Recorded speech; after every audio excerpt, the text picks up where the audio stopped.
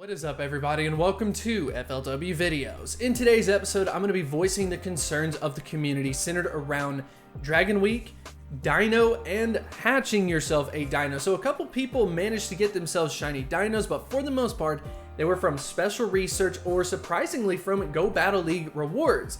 But it was pretty much unanimous that very few people managed to hatch themselves a shiny dino, let alone dino at all. I ended up getting this screenshot, but I'm telling you, it was so crazy to run across this. I've only seen one hatching screenshot of a shiny dino throughout the entire week. It's just stupid rare. We're actually going to be talking about the rates per dino and how I actually think this is going to change how people end up using or spending money in Pokemon Go because of this event. And if it doesn't change it, I don't know what to tell you. I don't know if I can convince you otherwise. But by the way, make sure to follow me on Twitter. I'm tweeting about this stuff. I'm talking about this type of stuff to people in the community. We're having a ton of fun, making a ton of memes about the different situations going on.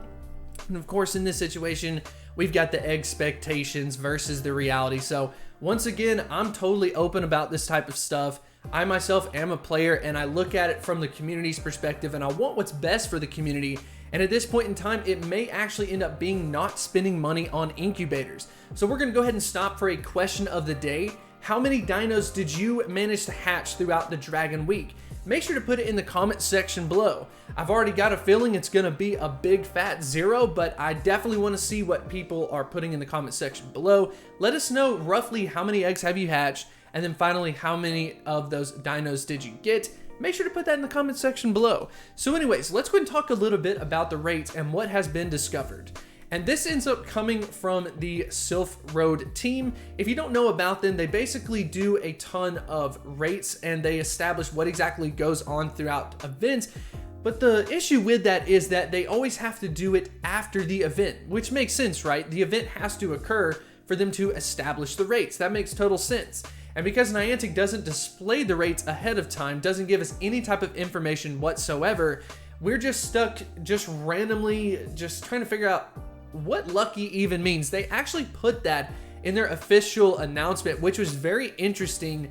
If you end up getting lucky, you might encounter a shiny dino, but I'm sure to you, I'm sure to me, we're all sitting here going, what does lucky mean? I would love to see some type of rate, but unfortunately that is not what we ended up seeing. So anyways, what the Sylph Arena or the Sylph Road team ended up doing was they simply just went out there, started hatching eggs, ended up having their team self-report that to see what exactly the rates were. Now, if you remember from the past video that I talked about for Dragon Week, Gible as well as Deino were considered to be rare Pokemon within the 7-kilometer eggs. So you would expect them to have about the same rate, or at least I would initially speaking. So let's go ahead and take a look at this. So in at the number 1 position, the absolute most common Pokemon ended up being Dratini. And that's a little bit frustrating for me just because the Dratini was just so common in the wild. You would think that they would maybe diversify it a little bit, but that's what it was. It actually ended up being more common than Horsey, which is a little bit strange. You'd think Horsey would probably be a little bit more common, but for whatever reason it wasn't.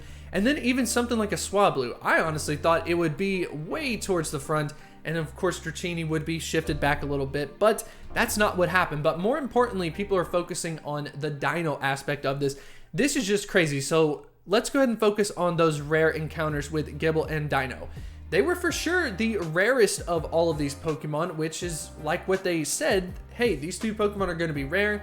They definitely were, but there is a huge discrepancy between the two rates.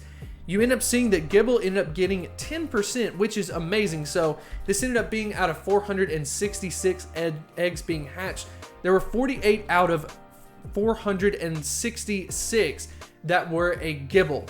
How many were shiny? Not exactly sure on that. They don't separate the rates between the two, but I have been seeing a lot of people hatching a Gible as well as shiny Gible, so that's been like a fairly healthy number.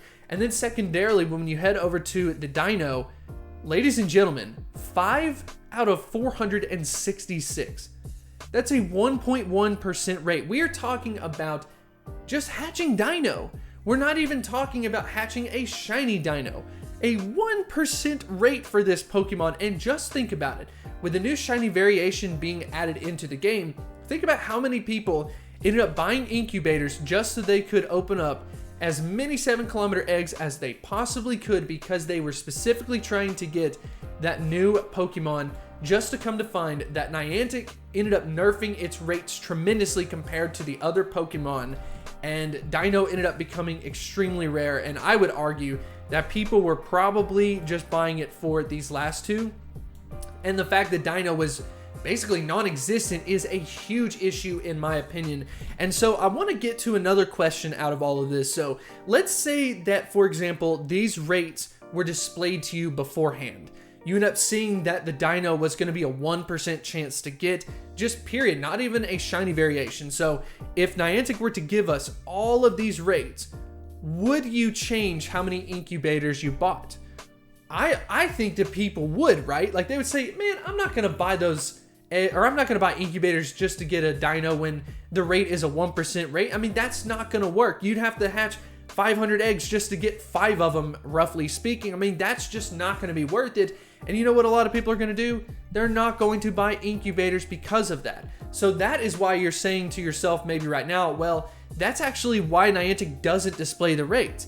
And I would provide a counter argument to that to say, well, honestly, if the rates ended up looking something like this and they actually adjusted it to be more fair and be more obtainable, then people would probably buy even more of those incubators. If you end up seeing a 10% chance of getting yourself a Deino, people would go crazy for that. But because Niantic doesn't display any of those rates, we're just not going to know exactly what's going to end up happening. And I brought up the whole rate system because there's another game that I play pretty much religiously. I play FIFA, and FIFA over time has just changed drastically. You can open up packs, you can get potentially good players, you can get special edition cards, things like that. And several years ago, they used to not display the rates at all, and they ended up seeing a dip in the revenue performance because people just said, I have no idea what I'm buying. I don't want to get this anymore. And then now, fast forward a couple of years, the last couple have finally started displaying exactly what the chances are that you can get in the different packs that you end up opening, and then of course the actual rates associated to that. And all in all, this basically just gives you information so you can decide, is it going to be worth it for me to do this? This of course is a little bit different than gambling, and gambling actually requires those different types of rates. But for Pokemon Go, they're just simply not doing it. And I honestly think it's going to be a huge mistake for them to not do it because they're going to lose huge trust with the community. People are just spending money left and right on these incubators. And if they end up wising up and become smarter about how they end up spending their money, they're just simply not going to spend money on incubators until there ends up being some type of fix on the information side, on the rate side. And like I said, if the rates were good, nobody would be complaining, but the fact that the rates are bad and they don't even display the rates ends up being a huge issue in my opinion. But anyways, I would love to know what you think about this in the comment section below. What do you think about Shiny Deino? I'm actually working on a most rarest Pokemon video that I'm probably going to be uploading tomorrow, and I think that a Shiny Deino deserves to be on that list because of Niantic kind of screwing up the whole egg pool, and you only get a couple of chances at encountering a Deino, period. Not that many people have a shiny variation, so if you know of a super rare shiny Pokemon, make sure to put that in the comment section below, and I would love to know what you think about this entire situation, and I will see you next time.